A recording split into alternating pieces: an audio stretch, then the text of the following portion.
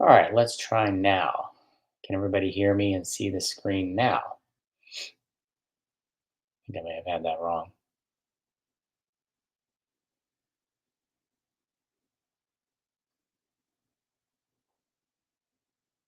There we go. All right, sorry about that.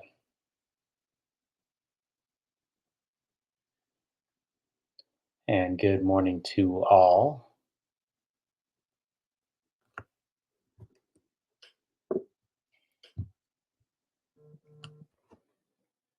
Hope everyone had a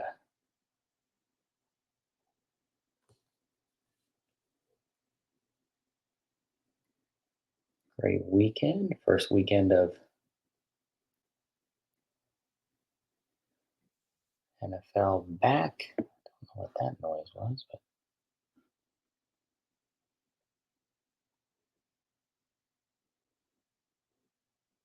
give everybody a minute or two to get on board.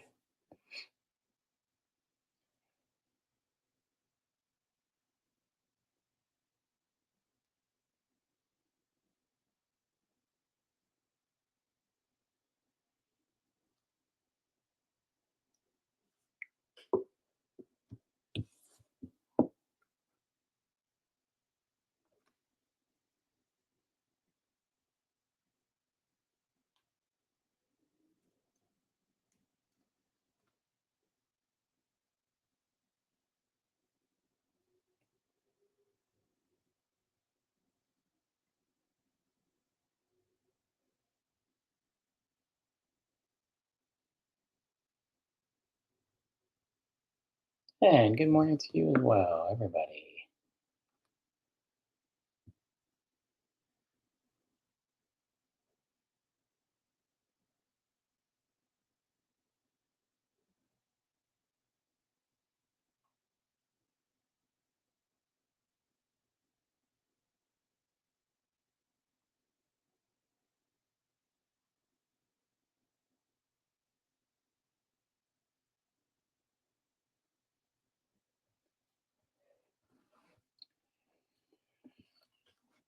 Market looks like it's going to be bouncing back here. Certainly didn't look great last week, but for those that were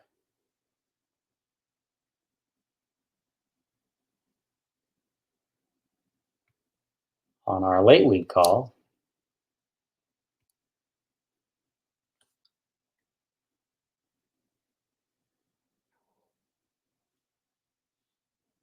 we highlighted the very real possibility that markets can get a little bit of a bounce on this little, nothing else, the dead cat bounce after not only a less than stellar week, certainly a rough Friday. But you see, looking at the S&P, you can see my little 5,400 mark here. Support on the gap up, support on the pullback there, and where we ultimately ended up holding, if you look on Friday, it's kind of where we ended up holding for the last 4 hours of the day. So, seemingly confirming the importance of that line. It's very similar to the NASDAQ 100 here. Look, 4+ hours of sitting there, right? So, look over here, right where our old orange line there is, going back to the highs from earlier in the year.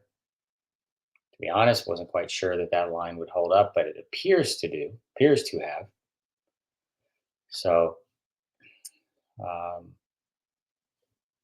so no one should be surprised. Get a little bit of a bounce there. But that being said, certainly the market did not end on the most the bullish note in the world. So, um, wouldn't be surprised if we opened up down either. For now, I'd be looking at what do we got, about 1% or so in the pre-market here. 0.75%. I guess we've given back a little bit since I last looked. Um,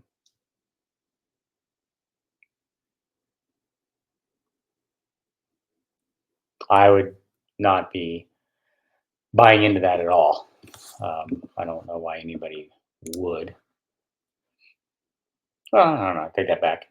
I guess, if you think that was the low, maybe it is. But I would certainly think the more higher probability would be let this one shake itself out before you go start getting long.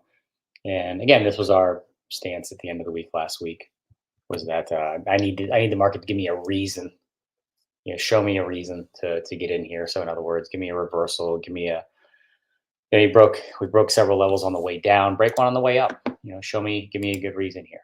Um, the level we were watching, talked about it last week on the calls, right? We were talking about this mark right here.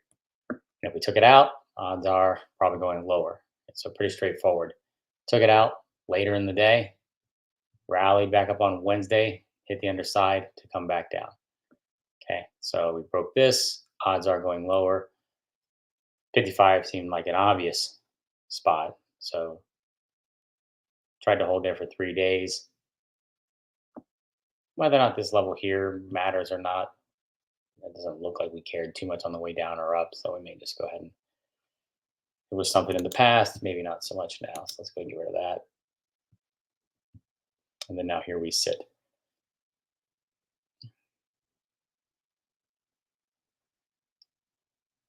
Take this one out. I'd be thinking maybe back down here, right? So forth and so on.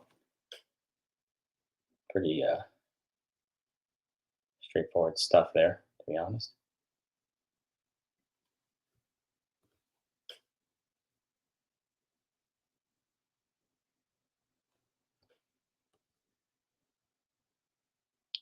Somebody had emailed me about somebody somewhere talking about a double top. Um, jury's out. I don't know why anybody would think there's a double top right now.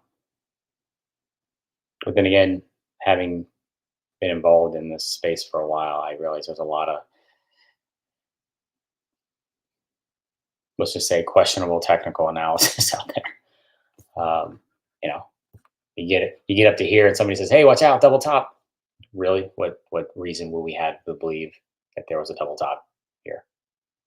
Could right now, still could, but I don't really think you want to get serious about those conversations unless we start getting down here, right? And even then, it'd be difficult to say for sure. Could be one big, huge sideways consolidation for all we know, right? So,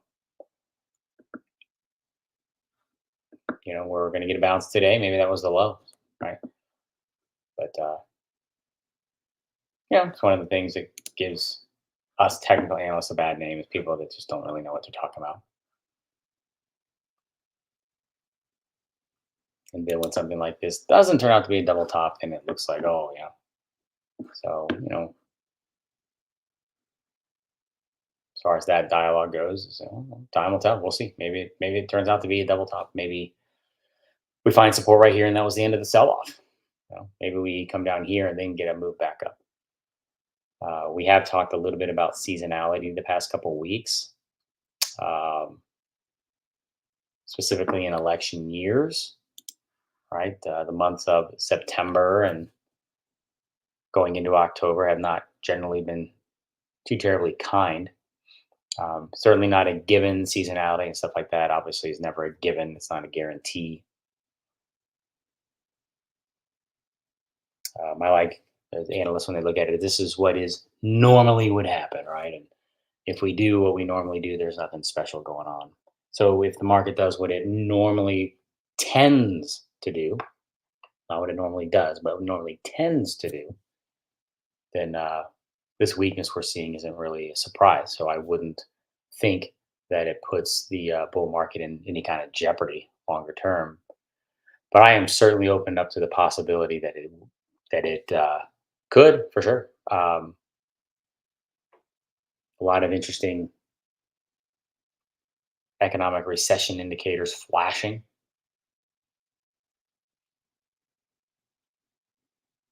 We've covered some of them in my other calls.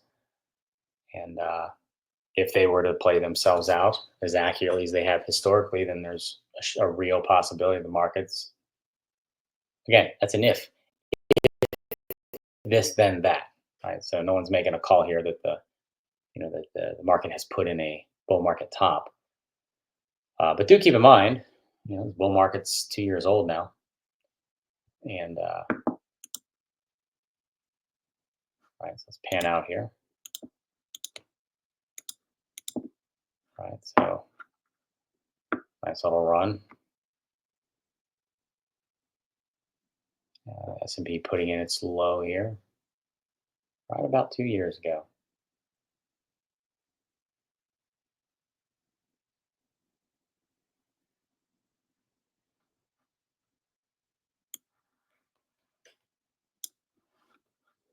And there you go. So it's been a pretty good one, I'd say.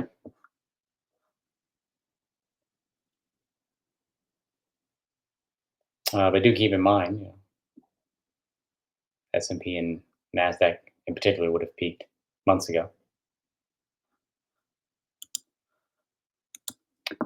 The NYC and Dow, NYC and Dow, of course, went on to hit, you know, higher highs here. If you look at momentum, doesn't seem to have been a strong move. Pan out to the weekly, right? We can see that certainly a weaker price move.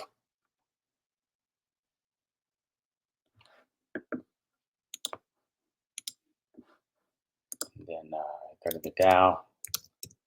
The Dow was able to creep up here and notch an extra closing high, but again, momentum is sketchy at best.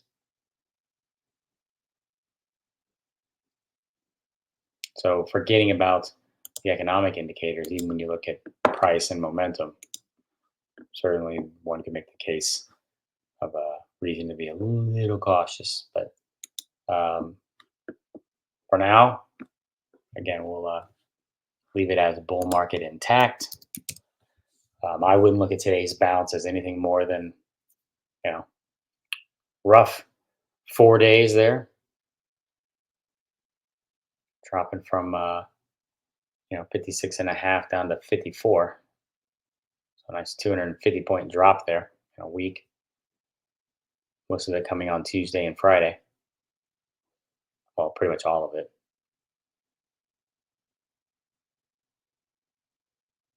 And I'd be looking for more to the downside. Did we bounce back up to 5,500 first? Maybe. Let's go back and look at the last correction we had, which I always kind of find it funny. you know, your perma bears can be kind of obnoxious, but boy, buddy, your perma bulls can be equally obnoxious. Like the mere discussion about the possibility of a correction, like, well, we're never going to correct. You sound as ridiculous as the bears that they make fun of, right? So it's those extremes on the edges. I find it comical because we don't have to look further than a year ago to see a correction. So it doesn't matter how bullish the market is. You have corrections, you have pullbacks. Okay, it's normal, it's healthy, it's part of it. No different than in bear markets, you have bear market rallies. So if we look back, the last correction we had, what was 11 or 12% or something, 4,600 down to 41, so 500-point drop. Pretty orderly. It's already been this pullback so far has definitely seemingly been a little more volatile than this. We didn't have any days like the one we had Friday or Tuesday during this one. This was a very annoying correction, right? Because we never really took some major hits there. Speaking of volatility, VIX is pretty subdued compared to that Monday we all woke up to. Remember, even the Friday before, we saw it testing at 30, right? And then the Monday that we kind of woke up a little like, hey, ho, what's going on, right? Back here. So we're getting down to where the the market was on that Friday, and quote fear definitely isn't what it was. So now that can be looked at in one of a couple ways. Some would say, oh, because there's no fear, right? This is no biggie, nothing special. Hey, that's a bullish thing. Others might say, well, since there's no fear, we're nowhere near the bottom. I think that's a much easier thing to clarify, solidify after the fact. Because well, it depends. I mean, that latter is predicated on the belief that we're going that that we're going lower and that this is a correction. So sure, if we knew that that was the case, if we knew this was a correction, or if we knew this was a bear market, then we can now look at the VIX and say, well, it's hard to see that the low would be in if volatility like this is subdued, right? If we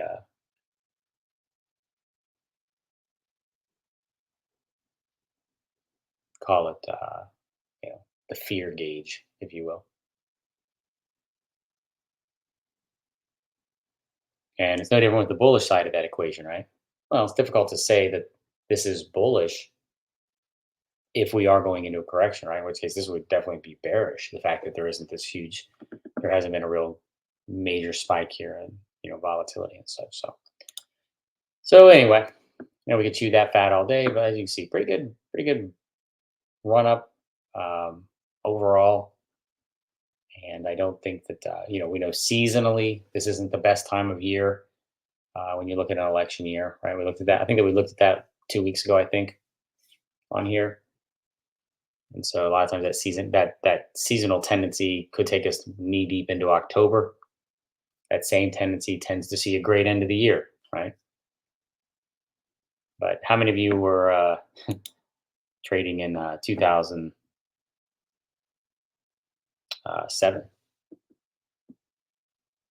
right? 2008. Didn't quite get that end of year in 2007 that we might have liked. All right. So, all right. So that's that stock wise. What are we looking at here? Let's look at some of our favorites, of course. Tesla. What's that here? Real nasty day on Friday.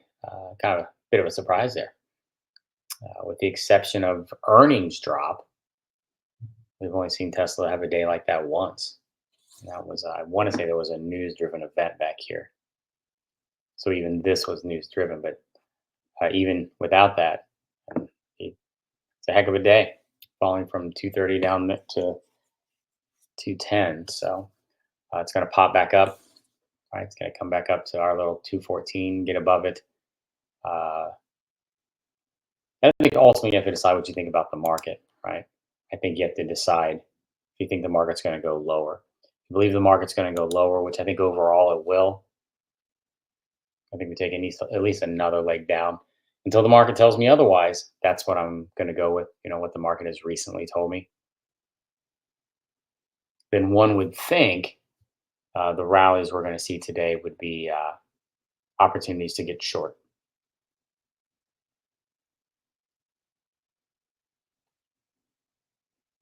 Now, if we want to gauge it based on the market, we'd love to see the S&P back up near the 5,500 mark.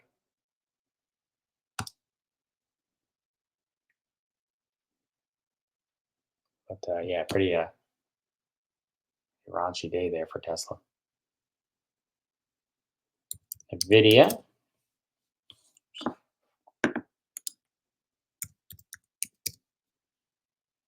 Sure looks like.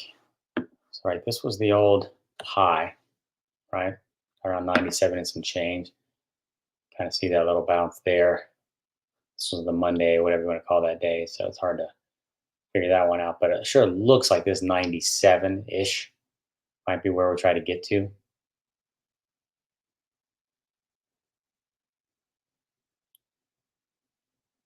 I would say if the stock could close back above 110, then I think there could be room for a little bit of a counter trend play higher. Sticking with this space, our buddy SMCI. after that nasty little news week 2 weeks ago. Drip, drip, drip. Finally took out 400. Many of you may recall back when we finally broke 700, our call was that sure looks like there's a great case to be made for coming back to this old breakout point. And we are almost there. So keep an eye on this number. Okay, this one's not up a whole lot in the pre-market compared to some others. So um, I would think this 355 area would be a number to watch. Now, would I go long there? Maybe not. Again, it's always a matter of what do we think about the market. Wanting to short that Tesla front stock. Well, you might have an opportunity here. Um, we were actually short this in our coaching program. I would love to say we got that entire drop, but it didn't really. We make trading decisions based on what we know, not what we hope, right? And we know that how Tesla moves. This is not how Tesla moves, so to speak, right? So if we look here recently, you're thinking, maybe $10, $15 tops, and so you know, but we played both sides of this thing, and the quick, easy couple bucks on Friday. We played it. We put it on Thursday, but again, I'd like to say we rode all the way down. Now, what I'm going to do is go onto my Twitter account and claim that I made this trade because apparently you're allowed to do that and claim whatever you want. But uh, here with friends and family, we'll be honest. Snicker, snicker, wink, wink. And again, same thing with the market, right? I mean, we're looking at the market, and even though we'd had a rough Tuesday, you look at the previous 2 days, right? Are we expecting that kind of drop that we got? Maybe not. You we also want to be obviously fully aware of the situation, right? We're putting on a trade that's just a Friday, right? So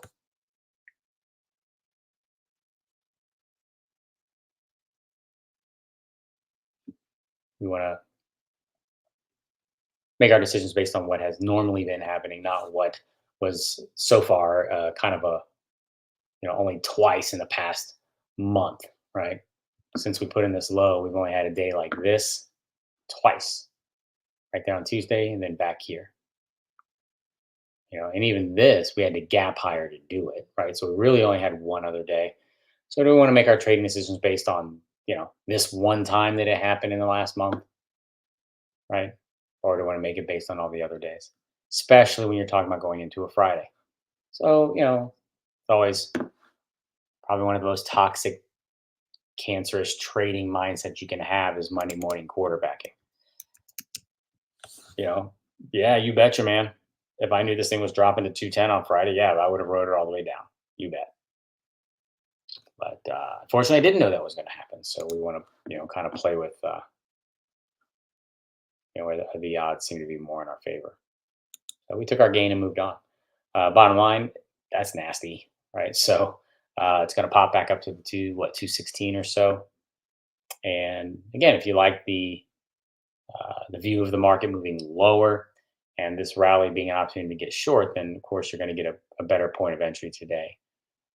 Do keep an eye up top here. Great level runner right across 235 ish. Hit it again, just like we did twice back here and support over here. So if by chance, who knows, maybe the stock turns around and reverses this entire drop. Nothing about Tesla would surprise me. So, uh, and then break through this 235, I think you have to be looking at getting long. Like I said, NVIDIA getting close. MSTR, what I had on my screen when we first started the call, kind of gave up that 120 mark, the same 120 mark that it found support here and here and here and almost again here. So it sure looks like this is a stock coming to this 100 area. Obviously, Bitcoin's going to have a lot to say about that. Bitcoin's been struggling here more often than not lately. So again, if you're looking for a short play, this can be something. Looking for a ride down to 110. Who else we watching? The stocks that we kind of, we're big fans of a lot of the bigger movers. We had a real nice trade on ASML last week After this failure to hold the 850 level, we had 800 puts. We exited just when we got there, so no, we weren't in for this. But it is worth noting that another level's been taken out. So we get a rally. This level sits right around 765. You can see that's where it's going to open up near that today. So if you like the sell into the rally idea, this coming up to 765 might be a great opportunity to buy some 750 or 725, 730 puts or something down there. I don't know how great this 730 level is. It was a kind of a one-time thing, but it's possible, right? I mean, I guess you could say a two-time thing. The gap lower was also at that 730. But this, I would think, is the more likely at 700. So you could take a shot if you wanted to. But so we had our eyes on that. We do a lot of these bigger guys. LRCX are close, approaching an awfully important area of support. Okay, running right through here. 725. Support already 3 different times. Resistance when we were under it. This level goes back even before this 1 year. So we're going to open up around, it's not going to open up by that much, somewhere around the 740 area. So these are ones that if you kind of look for things that look like they're going lower, right? Using the rally as a way to get like a better entry. Let's see what we got here.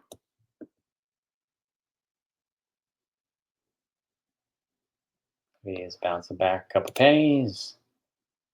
But yeah, so I'm not really, I don't have any confidence in this rally. If it holds, right? So it's why I'm a huge fan of the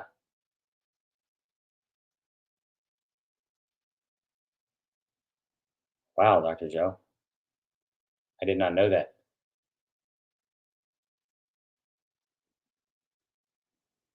That's a terrible 2 year stretch, to say the least.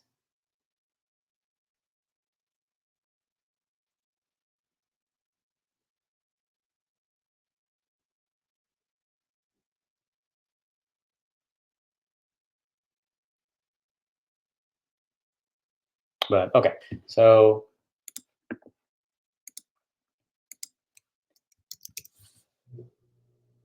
I wouldn't be going long.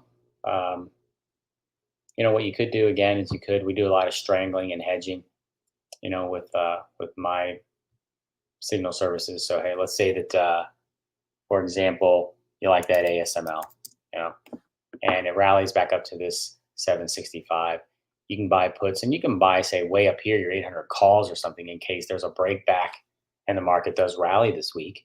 So certainly you can protect yourself in that way, keeping in mind that, this thing, because of how it moves, if you're right on the downside, you'll get paid easily enough to cover that 800 if you did something like that. So nothing wrong with hedging yourself if you want, but I wouldn't be going all in long in this market until it gave us a reason to do that. And just to simply account the trend move wouldn't be enough for me. So I'd like to see a little bit more. All right, so we will open here a little higher, and S&P I think makes it pretty clear for you. If you don't want to buy puts at all and you want to wait for in other words, you don't want to sell into this rally and you'd rather wait for further weakness, then I think not only previously, but you can see on Friday that 5,400, that's what you'd want to see break. So, all right, we'll leave it there, everybody. And as always, we'll be back next week. Smart trades, folks. I'll see you here, in about an hour or so? Prime time. I'll see you guys tomorrow. We are doing another open house coming up here in a few weeks for prime time. So prime time had an awfully good week last week. Can't remember what we made. 11. I'll break it down into points, right? So 11 options points. So in other words, if you had one contract, if you're a one contract trader, you would have made $1,100 last week. If you're a 10 contract trader, you would have made 11 grand, right? So we kind of, that way everybody can figure out what they made versus the service. Because not everybody's trading the number of contracts that I would be or the service does. So we had a pretty good week. We had a great week of the option house, of the open house. I think we made 15 or 20 points that week. So, but yeah, we should be doing another one. So keep your eyes peeled for that invite if you haven't been. If you've already been to one, I don't know, you need to come to another unless you want to.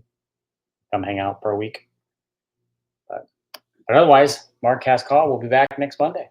All right, everyone, have a profitable week.